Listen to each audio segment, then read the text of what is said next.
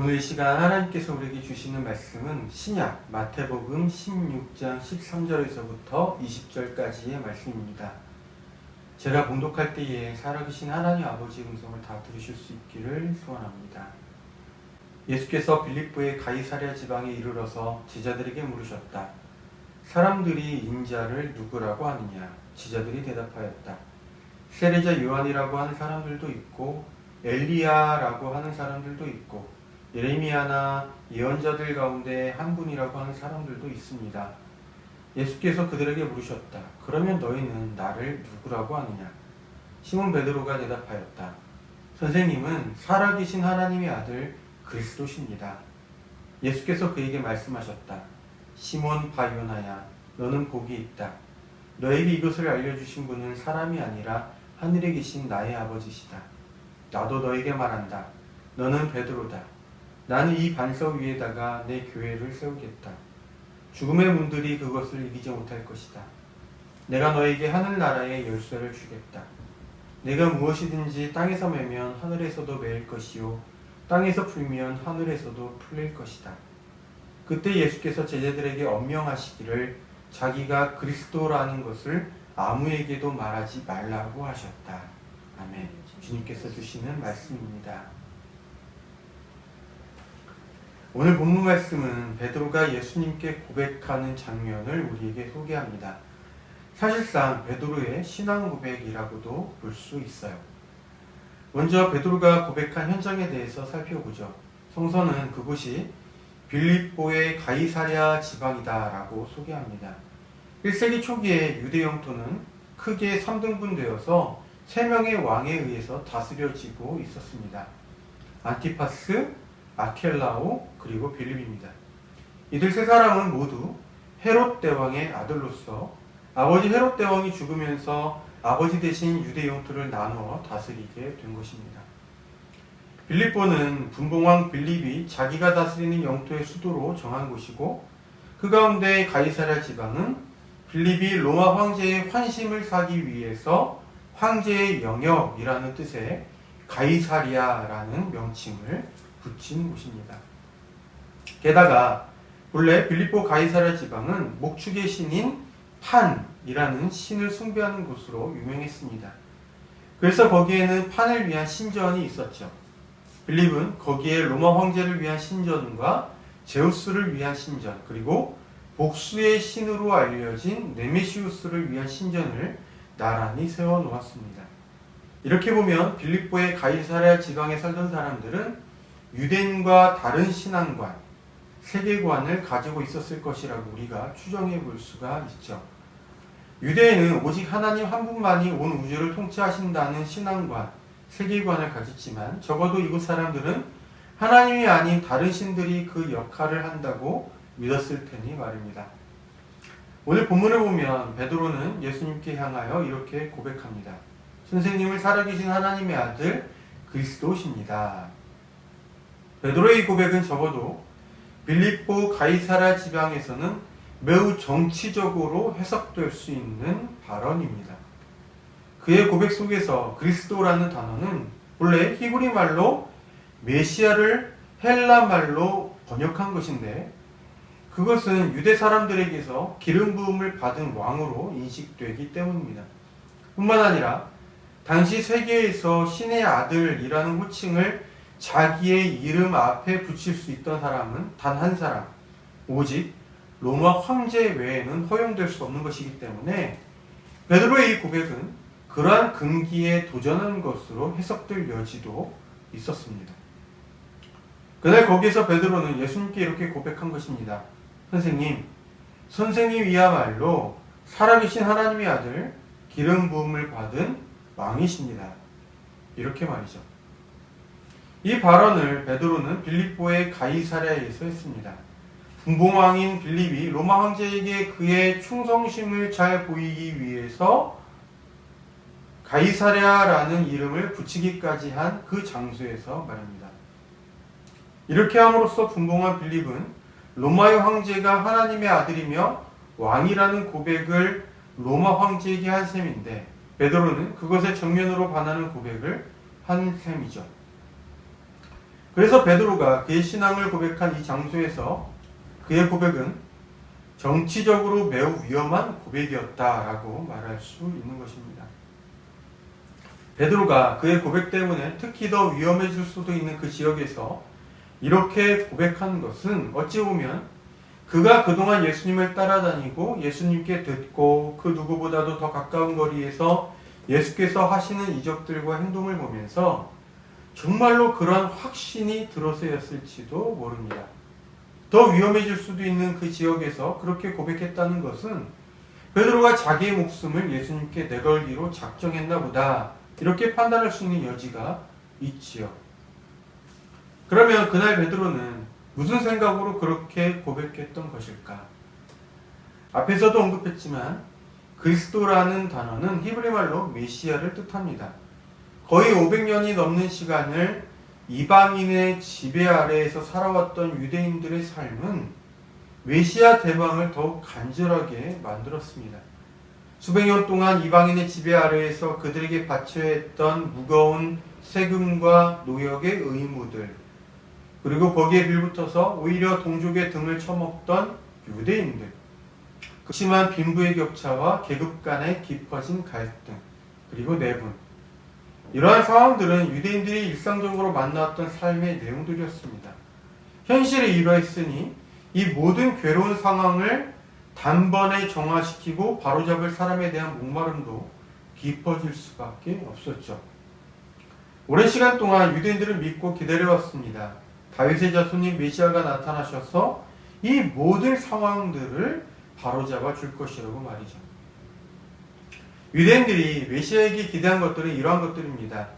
그들을 지배하는 이방인들을 몰아내고 자유를 되찾아주며 진정한 예배를 확립시키고 사회에 존재하는 모든 갈등과 분열을 잠재우고 거기에 평화를 가져다 줄 것이며 궁극적으로 다시금 이스라엘이 온 나라를 선도하는 강하고 부유한 나라로 만들어주는 그런 것들 말입니다.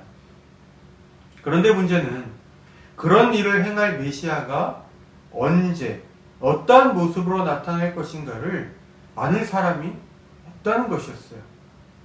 그래서 자칭 메시아라고 떠버리는 사람들이 있어 왔습니다. 당연히 유대인들은 메시아를 기다리고 있었기 때문에 그런 사람이 등장할 때마다 그 사람의 뒤를 따르기도 했죠. 하지만 그런 사람들이 정부에 붙잡힐 때마다 무리들은 흩어지곤 했습니다. 비록 예수님은 당신 스스로를 가리켜서 메시아라고 직접적으로 말씀하시거나 떠버리며 다니지는 않았지만 베드로는 예수님이야말로 유대인들이 오랫동안 기다려왔던 그분이라고 확신을 했던 것 같습니다. 문연을 누구보다도 가까이에서 예수님을 봐왔던 사람이었으니까요. 그래서 베드로도 유대인들이 메시아에게 기대한 역할을 예수께서도 하실 것이라고 기대했을 것입니다. 하지만 우리는 알고 있죠. 베드로가 이해한 메시아의 역할과 예수께서 이해한 메시아의 역할이 서로 달랐다라는 것을 말입니다. 그러니 자기가 이해하는 메시아의 역할에 예수께서 관심조차 없다는 것을 알았을 때 베드로는 뒤늦기 전에 자기의 목숨만이라도 건지기 위해서 예수님을 배신했던 것입니다. 베드로가 그의 신앙을 고백하기 전에 당시 사람들이 예수님의 행적을 보면서 했던 말들을 제자들이 예수께 전해줬습니다. 사람들이 예수님을 세례자 요한이나 예레미야, 엘리야 혹은 예언자들 가운데 한 사람으로 보기도 한다라는 말이었습니다. 이러한 인물들은 당시 사람들이 예수님께 대해 가진 인상이 그러했다라는 것을 보여줍니다. 사람들이 인식한 예수님의 모습은 오늘날 우리가 보는 성화에서나 나올 법한 그런 모습, 다시 말해서 양떼 가운데 이른 양 한 마리를 품에 안고서 인자한 얼굴을 하고 계시는 그런 모습과는 거리가 멀었습니다. 당시 사람들이 보던 예수님은 그러한 온유한 사람, 온순하고 선량한 사람이 아니었어요. 사람들이 예수님을 보면서 세례자 요한이라고 말한 것이나 예언자들 가운데 한 사람으로 보았다는 것은 예수님을 소위 트러블 메이커로 봤다는 것과 같습니다. 세례자 요한은 얼마 전에 죽은 사람입니다. 그는 분봉왕 안티파스의 부적절한 결혼을 지적하였고 그것이 화근이 되어 죽임을 당하게 된 사람입니다. 당시 사람들의 인식에서 세례자 요한이나 예언자들은 악한 지배자에게 거침없이 하나님의 말씀을 전하는 사람이었습니다. 사람들이 예수님을 이처럼 세례자 요한이나 예언자들 가운데 한 사람으로 보았다는 것은 예수님에게서 그러한 모습을 보았기 때문입니다. 물론 베드로가 이해하는 메시아 역할을 수행하고자 한다면 사람들이 보는 것처럼 예언자의 모습도 메시아로서의 예수님이 가지고 계셔야 할 모습이었을 것입니다. 어찌됐든 메시아를 기다리던 유대인들이나 베드로나 어쩌면 당시 예수님의 제자들이나 메시아가 그에게 주어진 임무를 완수하는 과정에서 그 사회의 지도층이나 로마 황제와 충돌할 수밖에 없는 것이고 마침내 그 싸움에서 결국 승리하게 될 것이라고 저들은 생각했을 테니까요. 똑같은 구절이라도 베드로가 고백한 의미와 예수께서 받아들이신 의미는 달랐습니다. 베드로는 예수님을 정치적인 메시아로 알고 그렇게 고백했지만 예수께서는 정치적 메시아를 초월하는 그런 메시아로 해석하셨을 것입니다. 모든 존재를 다스리시고 모든 사람들이 자율적으로 자기들 안에 계신 하나님의 말씀을 따라 생각하고 행동하도록 인도하는 그런 메시아 말이죠. 예수께서 이해하시는 메시아는 유대인과 같은 특정 민족 집단의 왕이 되어서 로마를 몰아내고 세계를 제패하는 메시아가 결코 아닙니다. 예수께서 이해하시는 메시아는 어떤 특정 인종이나 집단에만 평화와 정의를 가져다주는 그런 메시아가 아니라 모든 사람이 본래적 하나님의 형상을 회복하도록 인도하는 메시아이고 그렇게 함으로써 모든 사람들 또 모든 시간과 모든 장소에 정의와 평화가 열매로 맺어지도록 하는 인도하는 메시아입니다. 일찍이 바울은 예수께서 이해하신 메시아의 의미를 적절하게 잘 파악한 것 같습니다. 그는 로마서에서 이런 말을 했습니다. 이제 여러분은 죄에서 해방을 받고 하나님의 종이 되어서 거룩함에 이르는 삶의 열매를 맺고 있습니다. 그 마지막은 영원한 생명입니다. 육신에 속한 생각은 죽음입니다. 그러나 성령에 속한 생각은 생명과 평화입니다. 바울은 예수님을 그리스도로 고백하면서 그분의 삶과 죽음 그리고 부활이 계시하는 것에 관해서 이렇게 말한 것입니다. 메시아로서의 예수님은 모든 사람으로 하여금 하나님의 종이 되어서 성령께서 말씀하시는 바를 좇아 생활함으로써 삶 속에서 생명과 평화의 열매를 맺도록 인도하실 뿐만 아니라 또한 그렇게 살아낼 수 있도록 영원한 생명에 대한 소망을 주신 분이라는 것이 바로 바울의 고백이었어요. 메시아에 대한 이러한 이해 안에 인종이나 정치적 혹은 종교적인 입장, 성별이나 계급, 직업 등 인간 사회에 오랫동안 수많은 차별을 또 배제를 만들어 왔던 것들이 들어설 자리는 조금도 없습니다. 본문에서 예수님은 베드로의 고백을 듣고 이렇게 말씀하시죠. 나도 너에게 말한다. 너는 베드로다. 나는 이 반석 위에다가 내 교회를 세우겠다. 죽음의 문들이 그것을 이기지 못할 것이다. 사실상 예수께서 이 구절을 말씀하실 당시를 고려하면 이 구절에서 교회라고 번역된 에클레시아는 예수님에게 있어서 교회가 아니라 공동체의 의미였을 것입니다. 에클레시아가 교회로 인식된 것은 후대의 일이기 때문입니다. 아무튼 이 구절에서 중요한 것은 예수께서 공동체를 세우신다라는 대목입니다.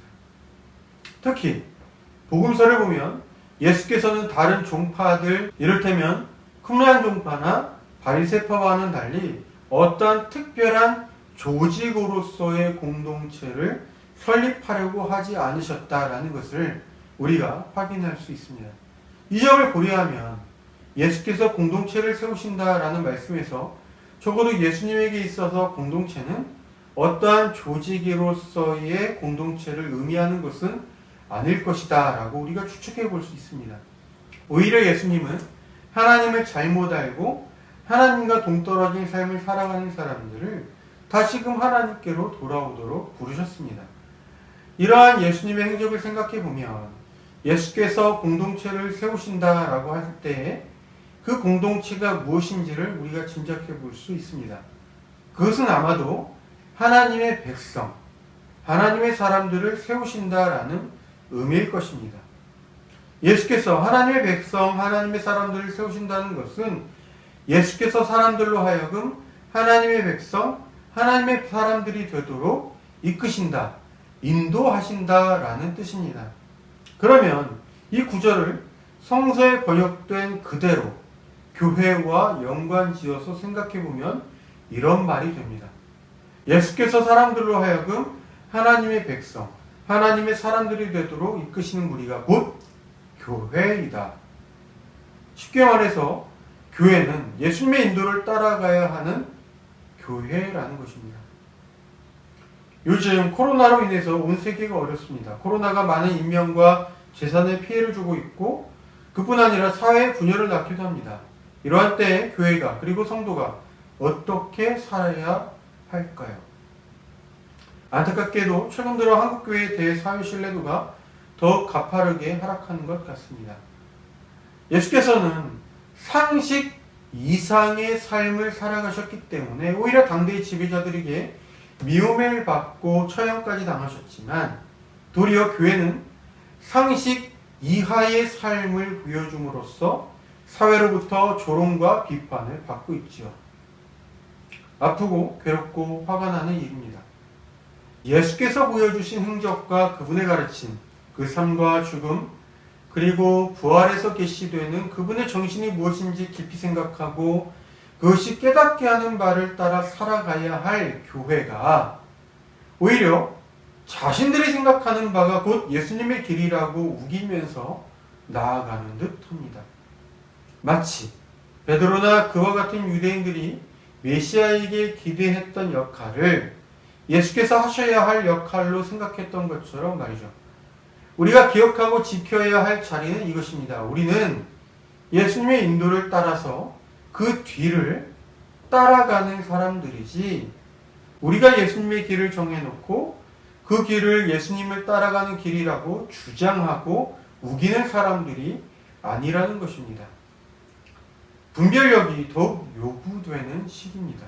이런 때일수록 예수님의 삶과 그분의 가르침 그리고 그것을 통해 사람들에게 계시하고픈 하나님의 뜻이 무엇인지를 깊이 생각해 볼 줄 알아야겠죠. 우리는 예수께서 하나님의 사람으로 세워가기 위해 그분의 뒤를 따르는 사람들이기 때문입니다. 이것보다 앞서서 정치적이나 종교적인 이념이 먼저 작동할 수는 없는 것입니다.